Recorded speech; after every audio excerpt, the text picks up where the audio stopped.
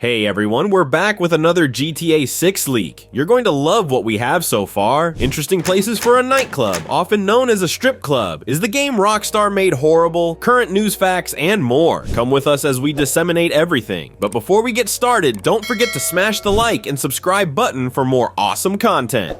GTA 6 is without a doubt the most eagerly awaited game release in history. This game has been highly anticipated by gamers worldwide for years, and when it does eventually launch, it's just too long despite the fact that streamers, YouTubers, and even schools will all be playing it. I want to provide you with some updates. First, there's an interesting nightlife location. Look at this. It's in the shoe department. Now, other boys, you know what to say when you play the club's name, Jack of Hearts, if you're one of the boys. This is a quick history. The King of Diamonds, a Miami club with a fascinating past, is the real name of the establishment that served as the model for the game. According to what has been revealed in the leaks, it filed for bankruptcy in 2019, but relaunched in 2020 in a different location. Regarding the shoe store, the actual King of Diamonds logo in Miami will resemble this one quite a bit. That is the emblem that we have seen in the recordings that have been leaked that show events at this club. This unique spot fits into a wider trend in the game where players can enter different kinds of structures to deepen their immersion.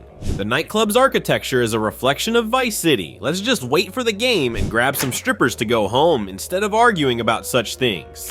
Why is Rockstar this way now? Well, to find out, we have to go back to when Rockstar first began taking harsh measures against modders. For years, the studio took a somewhat hands-off approach to mods. They weren't exactly proponents of the modding community, but they also weren't too against it, at least not in public. However, that all changed back in 2017 when Rockstar suddenly sent a cease and desist letter to the creators of Open4, a well-liked tool for creating single-player mods, alleging that it was enabling cheats and Grand Theft Autonomy online. This wasn't actually the case, but it was a convenient pretext to try and put an end to the modding scene by removing one of the most popular tools for modders. Naturally, this caused a huge backlash, with both fans and modders expressing their outrage. Rockstar was forced to backpedal a little and allow Open4 to continue, but only after providing an agreement that outlined some guidelines for modders to follow in order to modify Rockstar Games. At first, this seemed fairly fair enough, but in 2019, Rockstar made some minor adjustments to the agreement without consulting the community. They reasoned that they could get away with it somehow, and those small adjustments ultimately altered the terms of the agreement, prohibiting modders from creating new games, stories, missions, or maps. This basically meant that modders couldn't alter or enhance the game's original gameplay, import maps from other games, or add role-playing components. This was essentially Rockstar's second attempt to stop modders from altering their games. The problem is that these modders weren't breaking any laws, and the modifications demanded a legitimate paid copy of the game. You weren't getting a cracked version of the game with those mods, so it wasn't justified in any way. I also recall that once upon a time, Rockstar showcased some of the mods on their official website.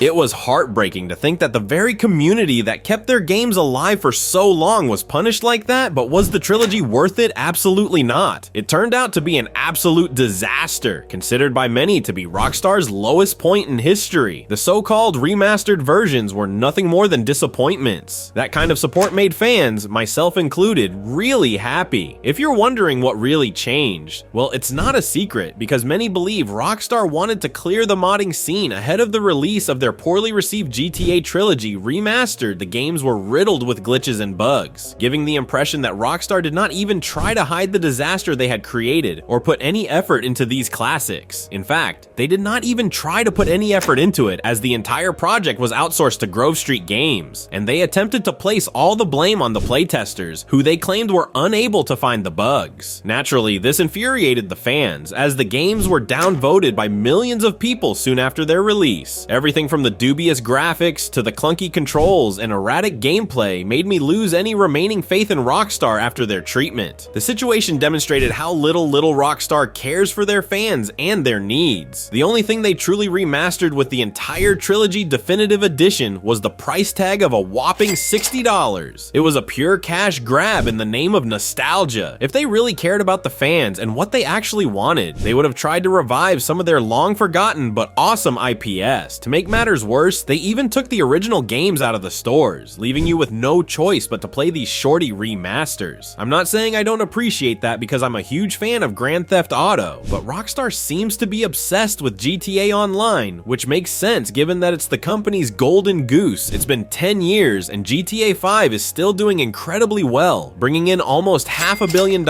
annually just from microtransactions selling shark cards and GTA Plus subscriptions. Rockstar seems more interested in cashing in on old GTA Classics remasters or re-releasing GTA 5 on next-gen consoles under the name of Expanded and Enhanced.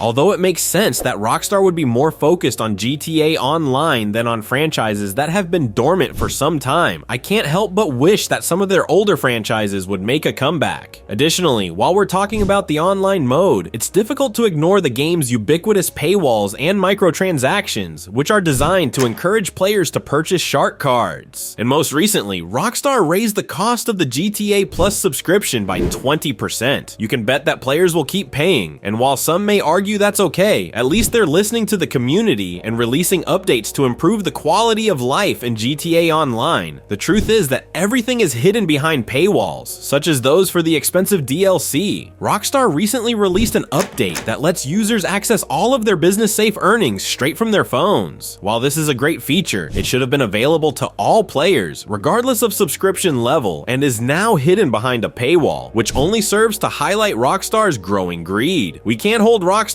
solely responsible for the direction GTA Online is going. We, the players, are the ones who have to pay for everything. Our willingness to fork over money for these microtransactions is probably a major factor in why Rockstar isn't in a rush to release their next GTA game. It seems like GTA Online is turning into one of those pay-to-win heavy MMO titles that are meant to help the wealthy avoid grinding and get the royal treatment. Rockstar, they have hardly listened to the community, whether it's modders or the fans. And that brings my attention to another toxic trait that Rockstar has become famous for: secrecy and minimal interaction with fans. It's one thing to keep your upcoming games a secret because fans do believe in Rockstar's ability to create one-of-a-kind gaming experience without the community's feedback. That's just how it's been for a very long time, but it's a whole different thing to just cut the lines of communication with your fan base when you are releasing new content remakes or so-called enhanced versions. A lot of things come up when this game is said to be released: the hype, the love, and the hate. But despite everything, no matter what the outcome of the game, I will play it because I'm a gamer. I believe we were able to cover the majority of the interesting things that came up. But if there is anything noteworthy that we can add to the next video, please let me know in the comments section below. Alright guys, thank you guys for watching. If you did enjoy, hit the like button and the subscribe button, leave a comment down below of what you guys thought of this video, and yeah, we will see you guys in the next video. Peace out.